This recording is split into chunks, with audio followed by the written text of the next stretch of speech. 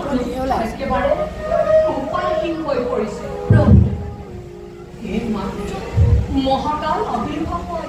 এই মহাপ্ৰলয়ৰ আগজাননী দিন যে মহাপ্ৰলয়ত সাগৰৰ পানীয়ে সমস্ত পৃথিৱী ডুবাই পেলাব প্ৰভু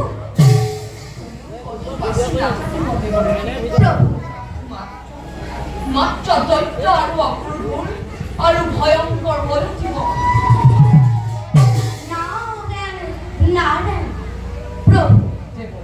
এইবোৰ সংসাৰ কৰিবলৈ ৰুদ্ৰৰো কিমান সময় প্ৰয়োজন দুষ্ট দমন আৰু সন্ত পালন কৰিবই লাগিব পাতলকৈ ভাবিছে প্ৰভু আপুনি ভাবি চাওকচোন এবাৰ ধ্বংস হৈ যোৱা সৃষ্টি পুনৰ ইমান সহজ ঠিকেই এই মহাপ্ৰলয়ত কোনো বাচি থাকিব নোৱাৰে নহয় দেৱৰী প্ৰভু মহাকালে কৈ যোৱা মতে জম্বুদ্বীপৰ ৰজা সত্যমত এই মহাপ্ৰলয়ৰ মাজতো বাচি থাকিব জম্বুদ্বীপৰ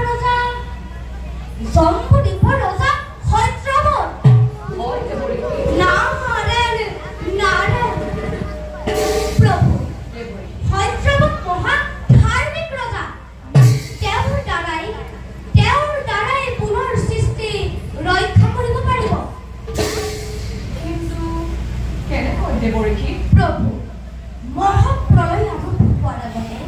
প্ৰয়োজনীয় সকলো বস্তু কেনেকৈ জীৱ জন্তু ৰাখিব লাগে তাৰ ব্যৱস্থা কৰিলেই পুনৰ সৃষ্টি ৰক্ষা কৰিব